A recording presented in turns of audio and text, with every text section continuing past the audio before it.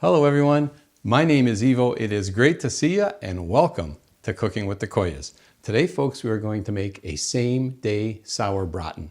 Normally, a Sauerbraten takes a number of days to make, and in fact, I've got a fantastic recipe shared with me from a nice fellow from Germany named Holger, and at some point I will share that recipe with you. But today, we're going to do a different version, a same-day, quick Sauerbraten, and try to replicate that beautiful, beautiful flavor in one day. So let's get started right now. So I have here a beautiful blade roast right there, 1 kilo, which is 2.2 pounds. And what I've done is I've just pat it dry, and now we're gonna season it, lightly season it. And I'm going to, well, let's start with salt. So basically, general rule of thumb, a half a teaspoon of salt per pound of meat. So, but definitely salt to taste.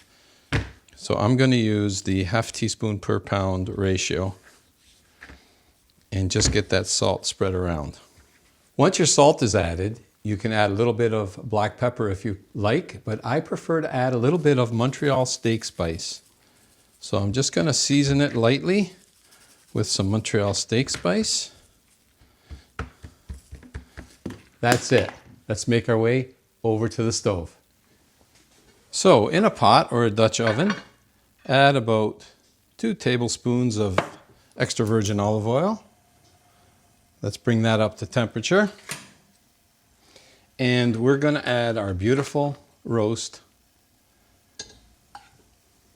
right into the pot. And what we want to do is just basically lightly brown our roast on both sides. And that's the beautiful sizzle we're looking for. Let's give this roast a turn. Yeah, there we go. Just brown. That's what you want. Just a little bit of browning on one side, and we'll brown the other side. And again, I'm using a blade roast. A chuck roast is good, a sirloin roast, round roast, any of those, let's say, different tougher cuts of meat. Okay, let's brown the other side. Okay, let's take a look. Oh yeah, that looks perfect. There we go. Okay, now we're going to add another 2 more tablespoons of extra virgin olive oil. And in the same pot, I have here 1 medium-sized onion sliced, 1 celery rib sliced, and 1 carrot sliced. So in they go. And we're going to cook these up, for about 5 minutes. Let's let that onion soften up a bit, stirring occasionally.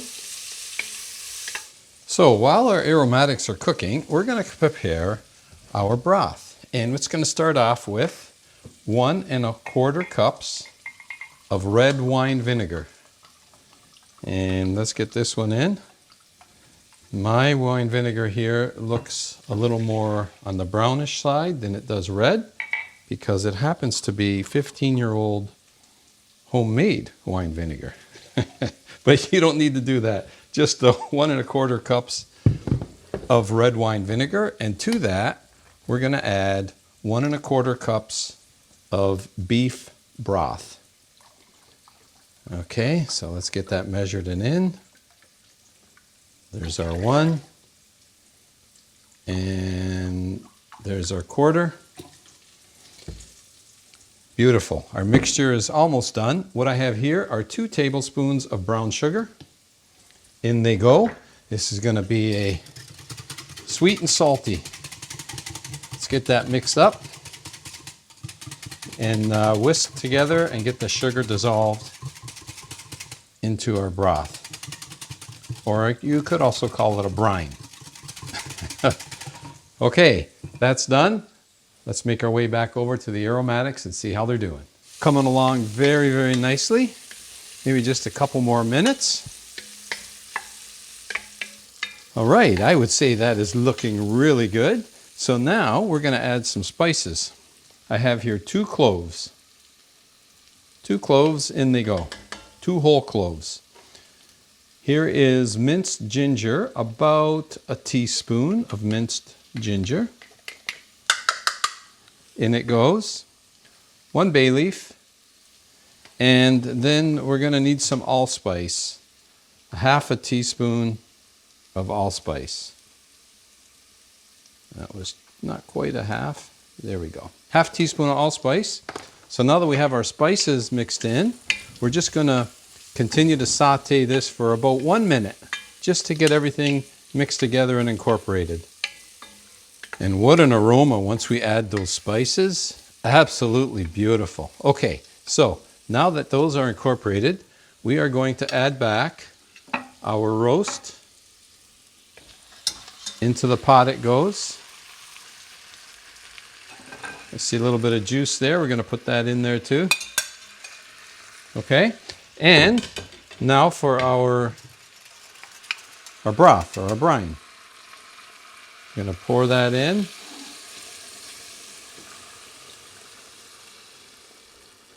Absolutely perfect. It almost covers it.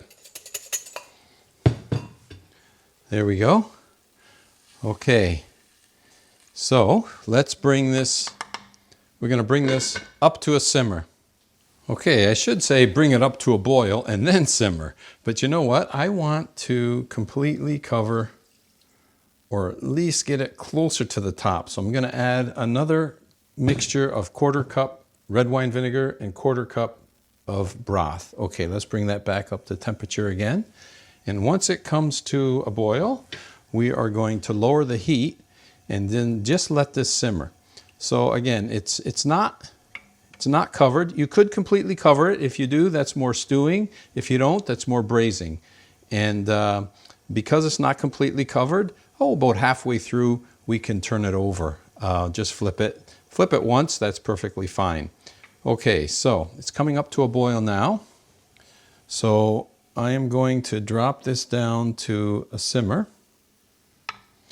We're going to put the lid on. And in about 2 hours, I'll turn it over once. And in about 4 hours, it should be ready. It could be ready as early as 3.5. You can test it and see if it's very tender and breaks off with a fork. But I'm going to let this go 4 hours as a general rule is pretty good. Sometimes if you have a real tough meat, it might have to go 5. But we're going to give it 4. Turn it at 2 and let it simmer for 4 hours with the lid on. So here we are some 2 hours later.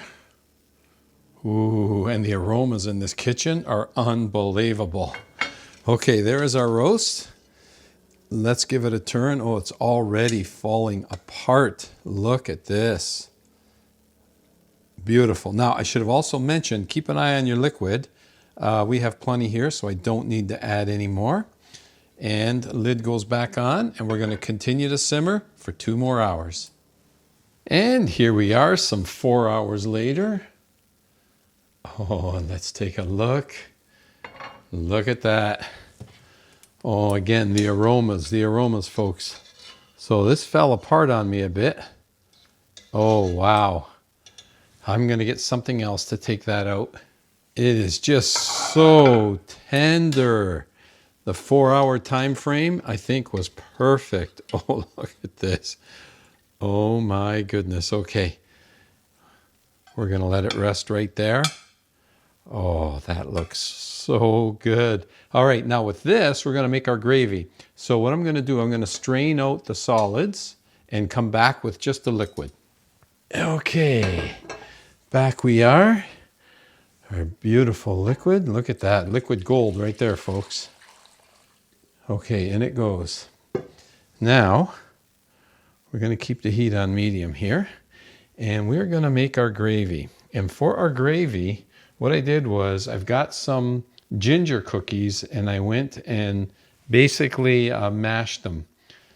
And I've got here a 1/2 cup. I'm going to add about a 1/4 cup of these ginger snap cookies. And let's blend that in. You want to thicken our gravy up a bit. That's one of the key ingredients. In Germany, they use, I'm not sure if I can pronounce this correctly, but Lebkuchen. Lebkuchen is their ginger cookies or ginger snap cookies. And I'm going to use the entire 1/2 cup. Just work it in little by little. Stir it around. Take about 2 to 3 minutes, and we're going to thicken this gravy up just a bit. Okay, and let's add the rest. Okay, it's about a half cup. And I'm going to now just stir this for 2 to 3 minutes and get it to thicken up a bit. It's looking really good. I've been stirring this constantly now for 3 minutes. And I think we have the consistency that we want right there. That's a beautiful, beautiful gravy. Look at that. Very, very nice. We're going to pour a little bit over our Sauerbraten. Oh boy, look at this. Oh my. Yes, those ginger snap cookie crumbs, that's the key to one of their special gravies. Okay, I'm going to put a little more on, and then let me get my gravy boat for the rest of this gravy. And then, folks, I can't wait. I got to dig in. Okay, just take a look at this. And yes, I did fill my gravy boat. Look at that beautiful Sauerbraten right there. Okay, oh, I'm looking forward to the taste test. So let's remove this string. Get our string. Oh, it is. Look at this. It's just, it is so tender. Look at this falling apart with the string alone. Do you even need a knife? Oh, look, just look at this. Look at this.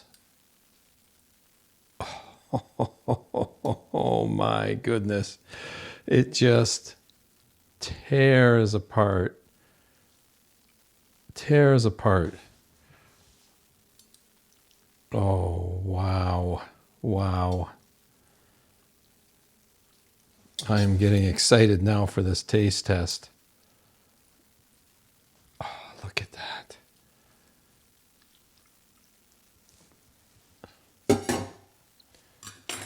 Look at how that just tore apart so, so nicely. Okay, maybe a little bit of gravy, a little more gravy. Okay, and I need a fork. Yes, folks, the taste test. I just take any piece here. Look at this. Just falling apart.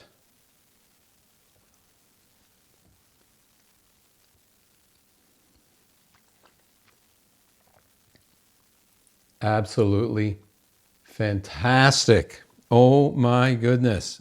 Are you kidding me?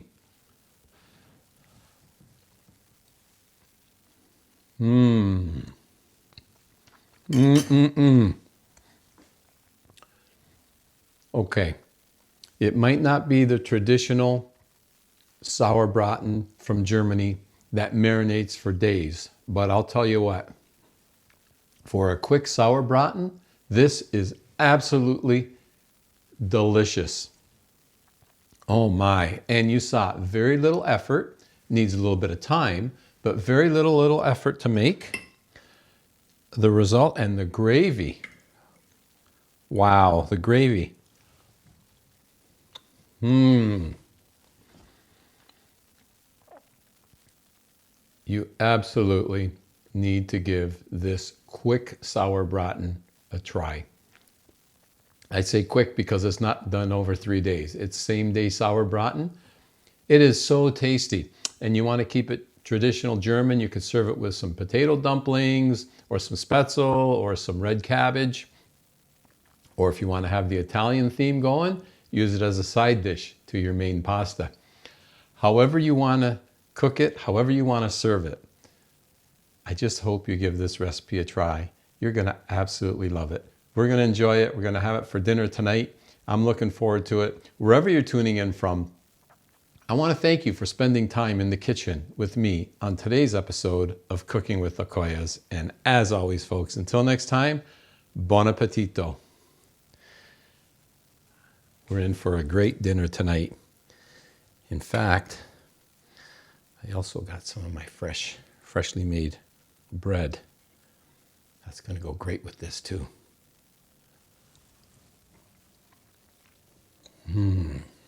Oh, wow.